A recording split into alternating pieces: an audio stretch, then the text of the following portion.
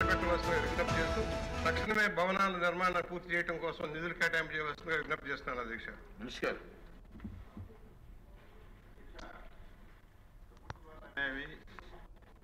కంటిన్యూగా ప్రాసెస్ చేయాలి అధ్యక్ష. ఏదో ఒక ప్రభుత్వం ఒక మంచి కార్యక్రమం చేసింది, తర్వాత వచ్చినటువంటి ప్రభుత్వం దాన్ని ఆఫ్ చేయడం అనేది ఆంధ్రప్రదేశ్ చరిత్రలో ఎప్పుడు కూడా జరగలేదు అధ్యక్ష. ఫస్ట్ టైం 2019-24 ఆ అలవాటు ఈ రాష్ట్రంలో జరిగింది అధ్యక్ష. ఈరోజు ఘంటసాలలో ఆ రోజు మనం ఒక పాలిటెక్నిక్ కాలేజ్ ఏర్పాటు చేశాం అధ్యక్ష 2016-17లో.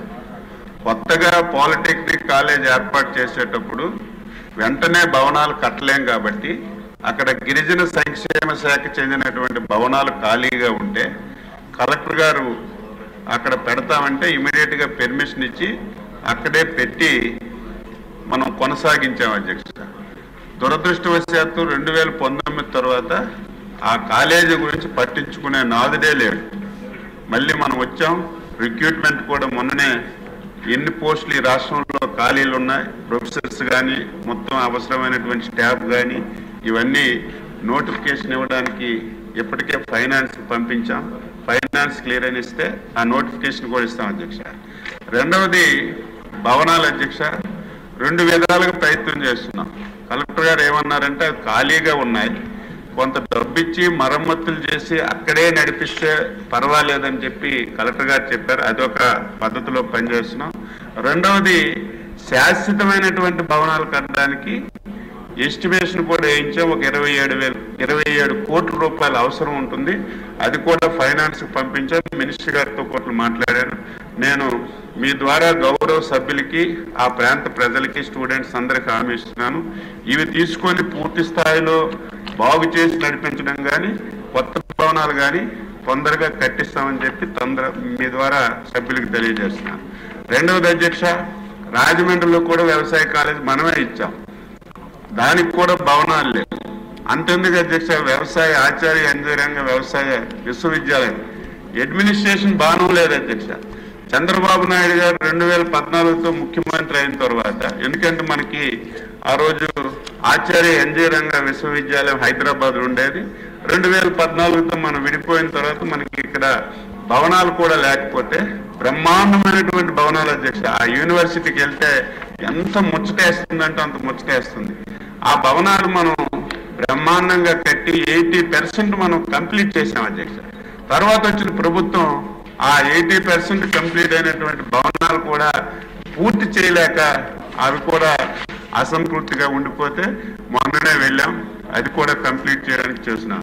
అదేవిధంగా కందుకూరు ఎమ్మెల్యే అధ్యక్ష, ఆ రోజు బ్రహ్మాండమైనటువంటి హార్టికల్చర్ కాలేజ్ బ్రహ్మాండంగా ఇచ్చాం, ల్యాండ్ ఎక్విజిషన్ చేసాం. 5 సంవత్సరాలు దాన్ని వదిలేశారు.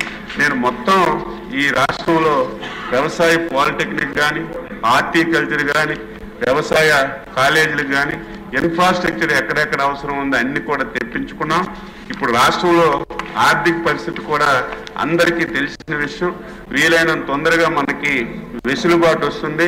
తప్పనిసరిగా ఈ ప్రభుత్వం ఎక్కడైతే ఈ పాలిటెక్నిక్, వ్యవసాయ కళాశాల, హార్టికల్చర్కి ఇన్ఫ్రాస్ట్రక్చర్ అవసరం ఉందో, స్టాఫ్ అవసరం ఉందో ఇవన్నీ పూర్తి చేస్తాం. వీలైనంత తొందరగా నేను ఘంటసాల కూడా వెళ్ళి ఒకసారి సభ్యులు నేను చూసి అక్కడ స్టూడెంట్స్కి ఇబ్బంది లేకుండా ఏ విధంగా చర్యలు తీసుకోవాలో తప్పనిసరిగా తీసుకుంటామని మీ ద్వారా సభ్యులందరికీ తెలియజేస్తున్నాను. ఓకే. క్వశ్చన్ నెంబర్ 1120 సభ్యులు రిక్వెస్ట్ మీద పోస్ట్పోన్ చేయడం. తర్వాత క్వశ్చన్ 1003 వైసీపీ సభ్యులు వేశారు, వారు రాలేదు. ఇది కూడా పోస్ట్పోన్ చేస్తూ రెవెన్యూ శాఖ మంత్రి గారు అనగారి సత్యప్రసాద్ గారు తిరుపతిలో ఉత్సవాలు జరుగుతున్నాయి, ఇన్ఛార్జ్ మంత్రి గారు ఉన్నారు, వారు కూడా రిక్వెస్ట్ చేయడం జరిగింది. తర్వాత క్వశ్చన్ కూడా వైసీపీ వాళ్ళదే, వారు కూడా రాలేదు. నెక్స్ట్ క్వశ్చన్ మన ఆర్ఎన్బి మినిస్టర్ గారు. ధన్యవాదాలు అధ్యక్ష. మొదటి ప్రశ్నకు లేదండి, రెండో ప్రశ్నకు లేదండి, మూడో ప్రశ్నకు వర్తించదు. దివి గారు యనమల దివ్య గారు. మీ ద్వారా గౌరవ R&B మినిస్టర్ గారి నోటీస్ కి తీసుకొస్తున్నాను అధ్యక్ష. మా తుని కాన్స్టిట్యుయెన్సీలో కొన్ని బ్రిడ్జెస్ అండ్ కల్వర్ట్స్ పూర్తిగా పాడైపోయి ఆల్మోస్ట్ కూలిపోయే పరిస్థితిలో ఉన్నాయి అధ్యక్ష. గతంలో కూడా గౌరవ మంత్రి గారి దృష్టికి ఈ అంశం తీసుకువెళ్ళడం జరిగింది అధ్యక్ష. కానీ ఇంకా మరమ్మతులు టేకప్ చేయలేని పరిస్థితి అధ్యక్ష. ముఖ్యంగా Thimmapuram culvert TR to AD road, K Mallavaram bridge Kottam to Kotananduru బాగా శిథిలావస్థలో ఉన్నాయి అధ్యక్ష. ఎప్పుడు ఏం జరుగుతుందో అని భయంగా ఉంది అధ్యక్ష. ఇవి కూలి పోకముందే రిపేర్స్ అండ్ రీకన్స్ట్రక్షన్ చేస్తే పబ్లిక్ ని సేవ్ చేయడమే కాకుండా ట్రాన్స్పోర్టేషన్ కి కూడా ఉపయోగపడతాయి అధ్యక్ష. గౌరవ R&B మంత్రి గారిని ఈ ఇష్యూని సీరియస్ గా తీసుకోవాల్సిందిగా కోరుతున్నాను అధ్యక్ష. అలాగే వెంటనే ఇమీడియట్ గా రిపేర్స్ టేకప్ చేయమని కోరుతున్నాను అధ్యక్ష. థ్యాంక్ యూ అధ్యక్ష. అమ్మా, ఈ క్వశ్చన్ రోజు నెల్లూరు జిల్లా గురించి ఉంది. మీరు తుని ప్రాంతం పడుతున్నారు. మినిస్టర్ గారు పరిశీలించగలరు కానీ ఇప్పుడు ఆన్సర్ కూడా అడ్రస్ ఇస్తారు. సప్లిమెంట్ అంటే నెల్లూరు జిల్లా క్వశ్చన్ ఇది. సరే మినిస్టర్ గారు. గౌరవ సభ్యులు చెప్పి నోట్ చేసుకున్నాం. ఖచ్చితంగా చర్యలు తీసుకోవడానికి ప్రయత్నం చేస్తాం. ఓకే.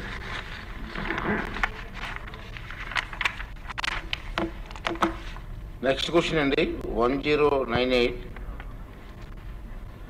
మినిస్టర్ గారు వెనకబడి తరతర సంక్షేమ శాఖ మంత్రి గారు.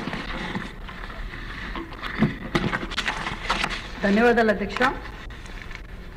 ఏ ప్రశ్న? వివిధ ప్రభుత్వ పథకాలు కింద టైలరింగ్ లో శిక్షణ పొందుతున్న తగిన ఉపాధి అవకాశాలు కల్పించడానికి ప్రభుత్వం తీసుకున్న చర్యలేంటి?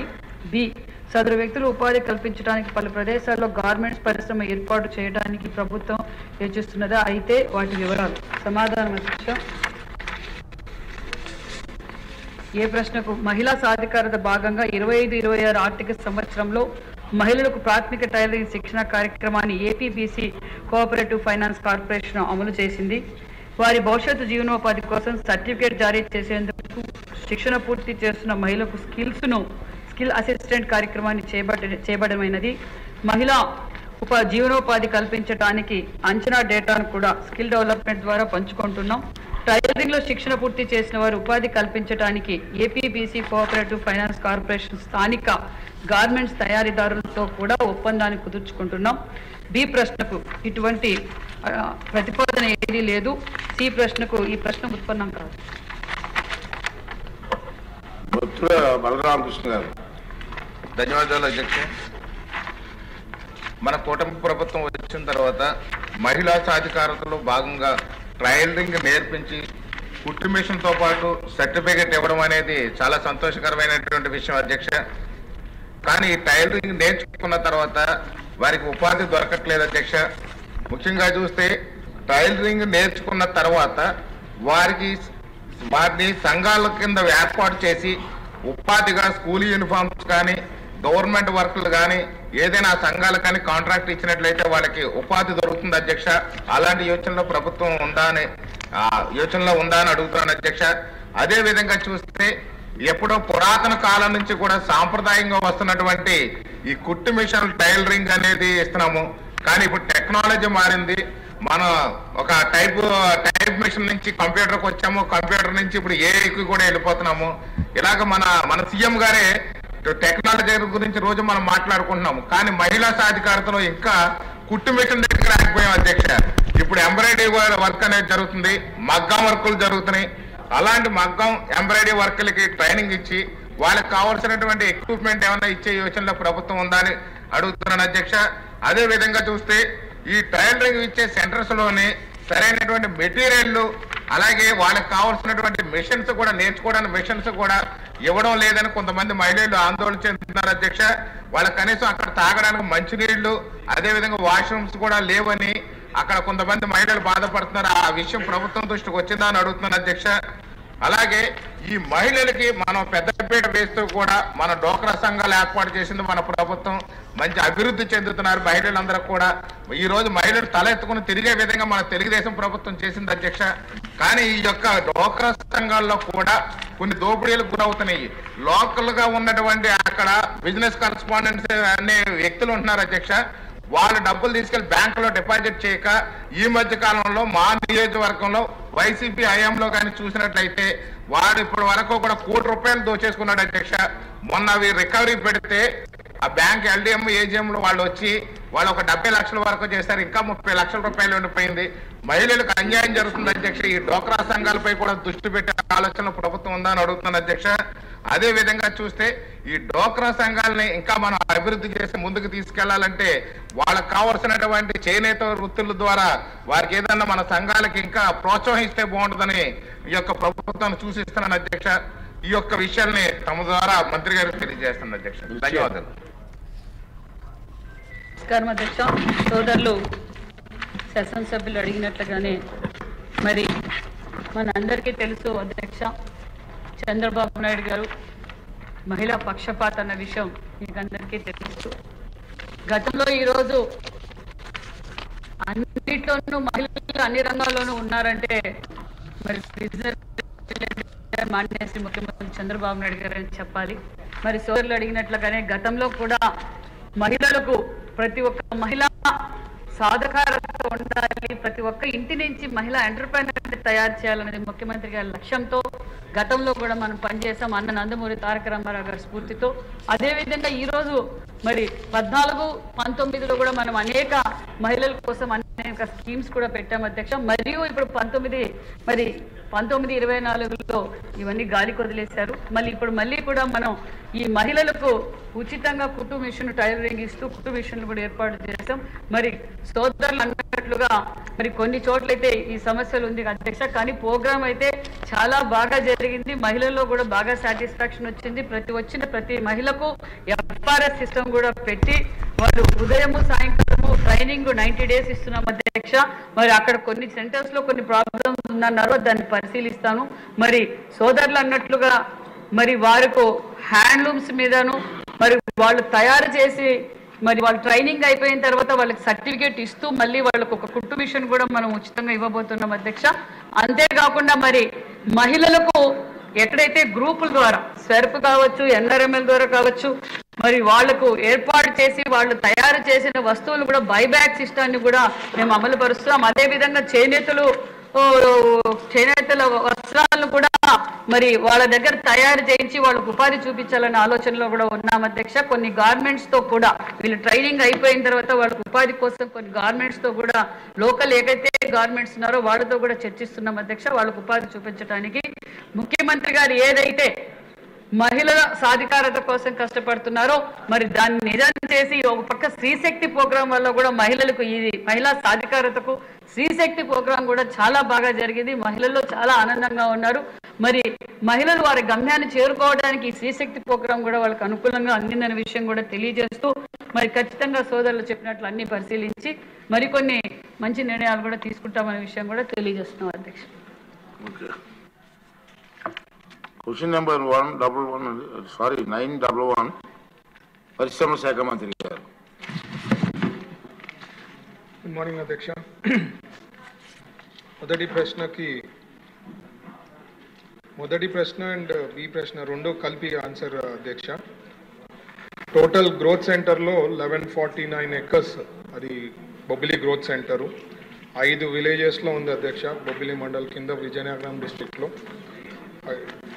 టోటల్ కవరేజ్ వచ్చి 815 వచ్చి విత్ 515 ప్లాట్స్ 815 acresలో ఉంది, 515 ప్లాట్స్ అధ్యక్ష. అది ఇంకా రిమైనింగ్ ఓపెన్ స్పేస్ వచ్చి 330 acres ఉంది, like green belt, roads, common facilities కోసం పెట్టిండేది అధ్యక్ష. దాంట్లో ఇంప్లిమెంట్ అయ్యేది 217 యూనిట్స్ ఇంప్లిమెంట్ కావడం జరిగింది. Under implementation 13 units, at to start 26 units అధ్యక్ష. మెయిన్ ఉద్దేశము అంటే మోసపూరిత ఇండస్ట్రీస్ ఏమన్నా ఐడెంటిఫై చేస్తున్నారా అంటే స్పెసిఫిక్గా ఉండదు అధ్యక్ష.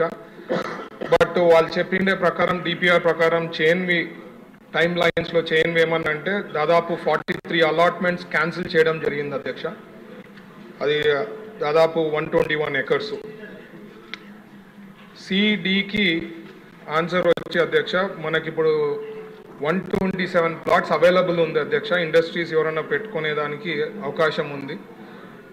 సో అది కాక కొంతమంది యూనిట్స్ ఆల్రెడీ డిపిఆర్స్ ఇవ్వడం జరిగింది. దాదాపు ఒక 350 మందికి ఉద్యోగాలు వచ్చేదానికి అవకాశం ఉంది. సో అక్కడైతే 281 ఎకర్స్ అవైలబుల్ ఉంది. ఏదైనా ఇండస్ట్రీస్ పెట్టుకునేదానికి అయితే పాసిబిలిటీ ఉంది అధ్యక్ష. Thank you. రంగారావు గారు, బొబ్బిలి ఎమ్మెల్యే గారు. ధన్యవాదాలు అధ్యక్ష. బొబ్బిలి గ్రోత్ సెంటర్ అనేది ఏపీఐసి గ్రోత్ సెంటర్ అనేది 1995లో మన ఆరాధ్యమైనటువంటి నందమూరి తారక రామ గారు స్థాపించినటువంటి గ్రోత్ సెంటర్ అధ్యక్ష.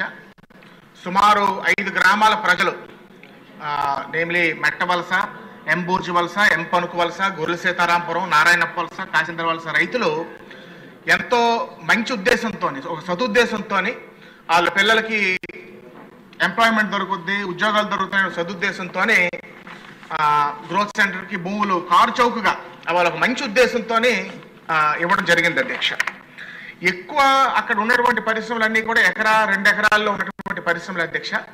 కానీ మీకు తమరికి ఒకటి చెప్పారు అధ్యక్ష, ప్రభుత్వ లక్ష్యానికి, ప్రభుత్వ ఉద్దేశానికి, సదుద్దేశానికి తూట్లు పొట్టడానికి highest number of industrialists growth సెంటర్లోనే ఉన్నారు అధ్యక్ష.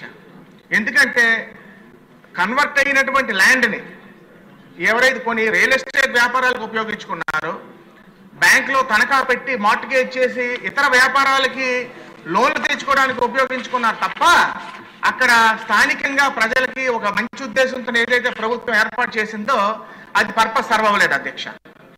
ఇంకొక దురదృష్టకరమైన విషయం, కిందటి గవర్నమెంట్లో 2023లో ఒక అధికార పార్టీకి సంబంధించినటువంటి ఒక ఇండస్ట్రీకి 30 ఎకరాల భూమి కేటాయించడం జరిగింది అధ్యక్ష. ఇప్పుడు ఉన్నటువంటి రేటు ఎకరాకి 95 లక్షలు అయితే స్పెషల్ జీవో రిలీజ్ చేసి కారు చౌకగా ఎకరా 10 లక్షలకే కేటాయించడం జరిగింది అధ్యక్ష. అది కాక వేగావతి నది మీద నదీ పరివాహక ప్రాంతంలో నీరు అసలే తగ్గిపోయింది. బొబ్బిలి తాలూకు తాగునీటి అవసరాలు దాని మీద ఆధారపడి ఉంది. అడ్డగోలుగా అధికార పార్టీ నాయకులు బంధువులు ఎవరైతే ఇరిగేషన్ డిపార్ట్మెంట్ లో ఉన్నారో అడ్డగోలుగా పర్మిషన్స్ ఇవ్వడం జరిగింది అధ్యక్ష. ఇలాంటివి మరి ఎన్నో అధ్యక్ష. మెజారిటీ అక్కడ ఫెరాయిలైజ్ ఫ్యాక్టరీస్ అధ్యక్ష. ఫెరాయిలైజ్ కి వచ్చినటువంటి ఫైనల్ ప్రొడ్యూస్ ని స్టీల్ ప్లాంట్ కానీ లేకపోతే ఇతర దేశాలకు ఎక్స్పోర్ట్ చేస్తున్నారు అధ్యక్ష. ఫెరాయిలైజ్ తాలూకా వచ్చినటువంటి ఫైనల్ ప్రోడక్ట్ ని మనం ఒక మినీ స్టీల్ ప్లాంట్ కానీ ఇది కానీ సబ్సిడరీ మనం బొబ్బిల్లో గ్రోత్ సెంటర్లో పెట్టగలిగితేనే ఆ గ్రోత్ సెంటర్ అభివృద్ధి చెందడానికి అవకాశం ఉంది అధ్యక్ష. అదేవిధంగా ముఖ్యంగా అక్కడ ఉన్నటువంటి చాలా మంది నిజాయితీగా కూడా ఇండస్ట్రీస్ నడుపుతున్నారు అధ్యక్ష. అక్కడ ఉన్నటువంటి ఇబ్బంది, ఇప్పుడు మినీ స్టీల్ ప్లాంట్ పెట్టాలంటే ఫెర్రాయిలైజ్ సంబంధించిన సబ్సిడరీ మినీ స్టీల్ ప్లాంట్ పెట్టాలంటే అక్కడ ఉన్నటువంటి వాటర్ అవైలబిలిటీ సరిపోదు అధ్యక్ష. వేగావతి నది అనేది పెద్దగడ్డ ప్రాజెక్ట్ వచ్చాక వేగావతి నదిలోని త్రాగునీరు అవసరాలకి సాగునీరు అవసరాలకి సరిపోవట్లేదు అధ్యక్ష. మనం వాటర్ సప్లై ఇవ్వాల్సినటువంటి అవసరం ఉంది అధ్యక్ష. అదేవిధంగా పవర్ సబ్సిడీస్ ఇంతకుముందు మన గవర్నమెంట్ 2014-19 పవర్ సబ్సిడీ ఇచ్చేవాళ్ళం అధ్యక్ష.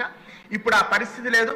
పవర్ సబ్సిడీ ఇవ్వాల్సినటువంటి అవసరం ఉంది అధ్యక్ష ఇండస్ట్రీస్ ని ప్రోత్సహించడానికి. ముఖ్యంగా ఎవరికైనా ఏ ఇండస్ట్రీస్కి ఏమైనా ఇబ్బంది వస్తే శ్రీకాకుళమో విజయనగరమో విశాఖపట్నం వెళ్ళి వాళ్ళ కష్ట సుఖాలు చెప్పుకోవాల్సినటువంటి దౌర్భాగ్య పరిస్థితి ఏర్పడింది అధ్యక్ష.